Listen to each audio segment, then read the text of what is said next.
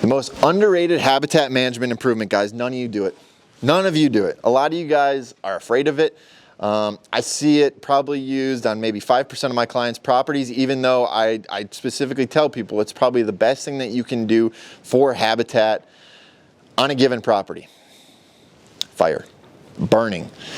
A lot of you guys get afraid of burning, as you should, because you'd hate for it to get away from, get away on you and ruin the property or burn everything up. But I'm here to tell you, a lot of times that doesn't take place, especially if you do it in the right conditions and you follow your weather reports and play the wind and have your fire breaks. This can be done, and it can be done in a way so that it expedites how many more deer, how often these deer come to your property when it's all said and done. So why do I like to burn? And when do I like to burn, guys?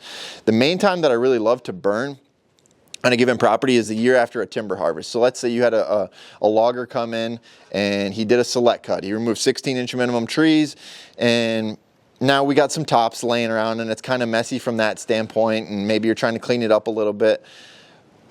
But ultimately what we're going to be doing is, other than that little bit cleanup, we're going to remove that layer of leaves on the forest floor.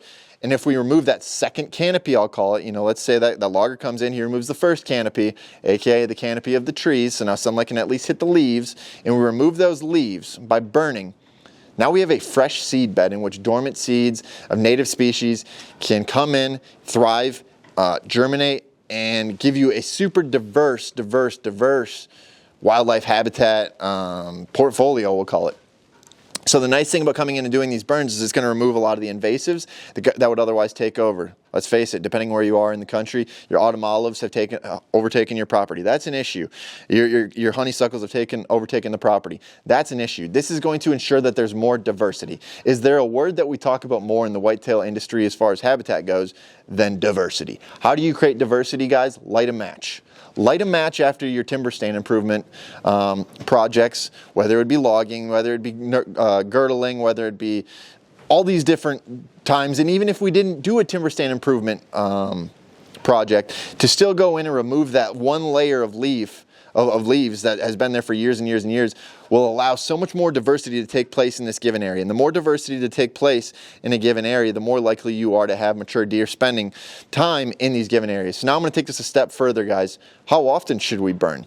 So the science shows that if we burn on a 3 to 4 year basis, we maintain really good deer quality habitat. If we were to do it every single year, which you can overdo it, we're gonna ultimately have a lot of good small game habitat. Maybe your quail. But now if we let that growth grow up to a third or fourth year stage, and we do our burns on a 3 to 4 year cycle, we're going to have a lot better deer habitat in which the small game can still thrive, your turkeys can still thrive, your grouse can still thrive, your quail, whatever you have in your neck of the woods, your rabbits can still thrive on that property. And we can use that property for multiple uses now if we do a 3 to 4 year cycle burn. We're going to hold deer, we're going to hold small game, we're going to hold everything, and we're going to have a lot of diversity. We're going to have that small stem count, sapling tree size. We're going to have the grasses, we're going to have the forbs, we're going to have a little bit of everything, and it's going to maintain that cover.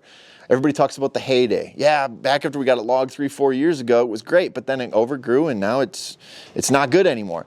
That's how we maintain good habitat on a given property, guys. Burn, burn, burn. If you're thinking about burning, talk to your local fire department. Maybe they'd be willing to do a prescribed fire for you.